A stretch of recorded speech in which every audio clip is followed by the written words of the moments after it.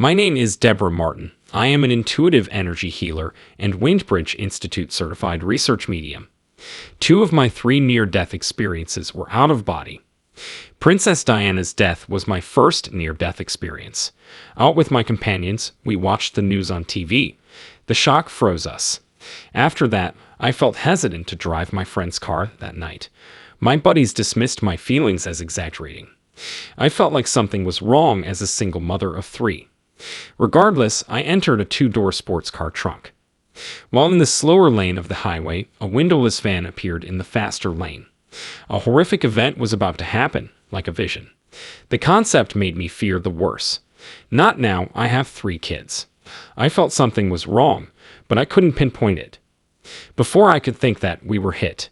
We crashed into oncoming traffic after losing control and destroyed 40 feet of barrier. The automobile exited the highway 3 times before stopping. Since we were in the car, it was awful. A stylish man appeared and opened the door easily. He lined us up by the embankment. As he embraced me, he promised me I would be okay and we would meet again. When I felt pressure on my finger, I saw my ring bleeding. Before giving the ring to me, the man nibbled it to bend it despite its solid metal composition. He kissed my forehead and vowed to return. Everything will be okay. I turned right and saw 5 fire engines and police cars, but the man had vanished. I realized then that something unusual had happened. This sparked my spiritual awakening. I attended seminars to learn about what happened and who that mysterious person was. I got behind the vehicle again years later and was turning left into a subdivision. I wasn't warned this time. I was sitting when a car hit me. From above, I saw the hit, but didn't feel it. I noticed I was gone when I looked down. "Are you ready?" said a deep, kind voice behind me. "No, life is too good." Clearly understanding the terms, I said, "My kids, help me." As I looked down, my car and another truck transporting enormous tractor equipment were visible. Trucks threatened to smash my automobile. I imagined being crushed and thought, I don't think I'll make it through this. I was back in a 4-door car's backseat before waking up. The vehicle was so extensively destroyed that its contents were scattered. My seatbelt snapped, leaving me in a tiny back seat pocket. One of the 2 policemen said, "Ma'am, are you okay?" when they arrived. They tried to remove the driver. He smashed into me at 60 to 70 kph while having a diabetic seizure. "Are you okay, sir?" the cop asked the second man as he focused on him. "No, I'm really not," he said. A tractor trailed my truck. Something grabbed my steering wheel and swung me into the opposite lane. I have no idea what happened. My error was not jumping on her and smashing her. The alarming quality of these words confirmed that I had witnessed something amazing. I discovered my mediumship abilities after hearing a spirit and sensing something beyond this world. My mediumship improved. I had ignored the ghosts I had heard since I was 4 out of fear. Unlocking that door was necessary now. I asked us, Julie Beischel and Gary Schwartz, to verify my skills. I passed their difficult quadruple blind test. Remarried, happy, and reading mediumship, I thought everything was perfect. Some years later, I get really sick. It was embarrassing to talk about because I was in tremendous agony and had no control over my bowel motions. Because eating hurt so much, I spent most of my time curled up in bed. It felt like a hard day to get a cracker or water.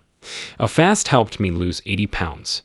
Doctors failed to diagnose me. While praying for my children's kidnapping, I thought of them. The others were out, but one was a 3rd grader at home. I wanted to quit when I reached that point. It felt like spiritual surgeons visited my room one morning. As a medium, I wasn't scared by what I witnessed.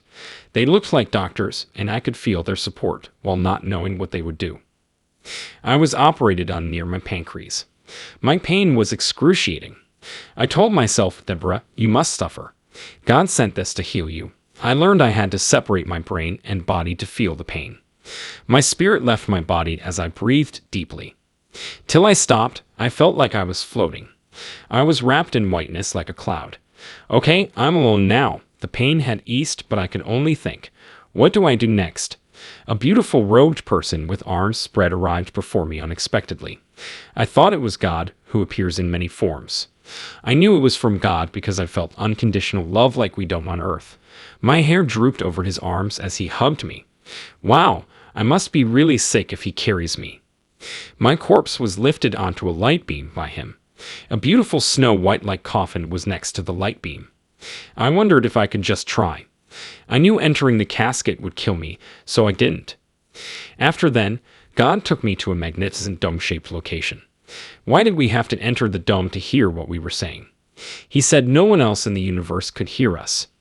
Since I wasn't terrified, I sat. A lengthy document, he said, was my survival pact, was delivered to me. You're going to be a voice, which I initially believed to indicate mediumship, was one of numerous bullet points that reminded me of my new duty. It seemed like a command to keep functioning as a medium, and I didn't understand it. I felt the heavenly urging to sign my name and remember 2112 as we signed the document. He indicated all numbers are reversible, thus my illness may be cured. I requested permission to visit my folks before leaving. I was blissful and full of love. He insisted I not return if I saw my folks. I respectfully asked to stay longer as I was comfortable. No, you must return, he responded. Your duties and goals have altered. I realized returning would improve my health. I signed the pact with God, who swore with me. He reminded me of 1212. He hinted that asserting all numbers are reversible. Even this was a waste of time. After that, I returned. I felt like I floated down and then reformed. I felt like a wave was crashing. I remembered my first breath as rising from the water. What just happened? No spiritual surgeons were in the chamber. I was alone trying to make sense of what happened and questioning its veracity. I took a pen and paper because I wasn't sure I'd remember everything. I guarantee those moments make a mark. About 6 months to recover. My commitment to heal and follow God's instructions required me to do so. My healing and mediumship would function together. I had no idea what would result. I started curing people, and one day it was me or God. I'm just a tool. Even after intensive radiation and chemotherapy, spine and brain Hodgkin cancer patients had a 2% survival rate. Within 5 days, he recovered. Why you? My ex-husband asked when I told him.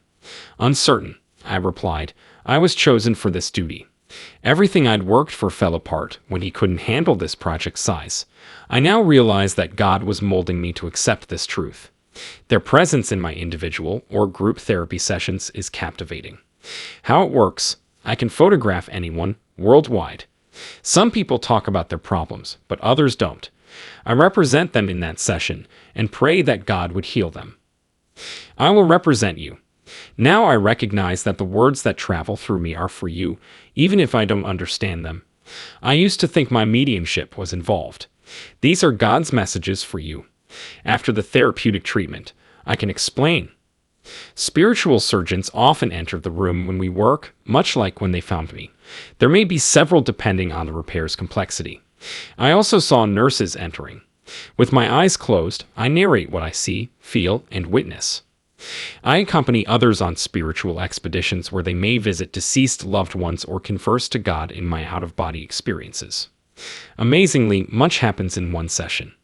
I capture my reactions to real-world sounds like tool falls and door openings.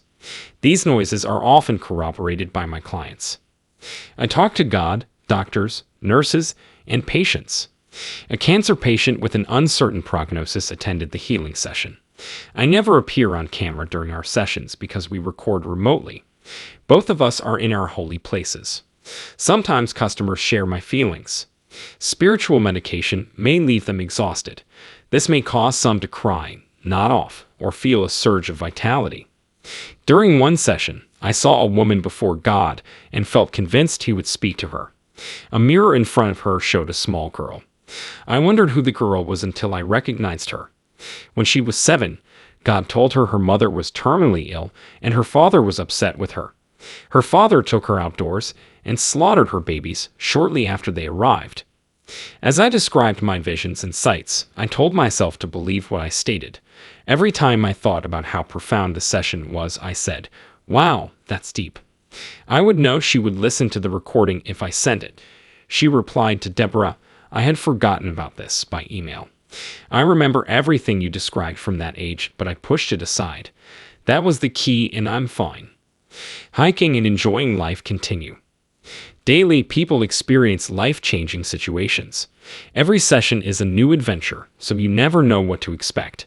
Watching everything unfold is like watching a movie. Adding healing skills to mediumship is lovely. We can tune into these frequencies to perceive spirit or God. Just follow your heart. No religion or beliefs required. Most of us are mentally verifying it. If you follow your heart and trust without rationality, you will uncover new possibilities. Whether you notice them or not, those you care about are always close. Keep in mind they are always nearby. I guarantee that every near-death experience has shaped my position. I treasure having endured them and feel grateful. Some of my biggest problems are now my talents. I'm honored to help people worldwide find healing and spiritual guidance.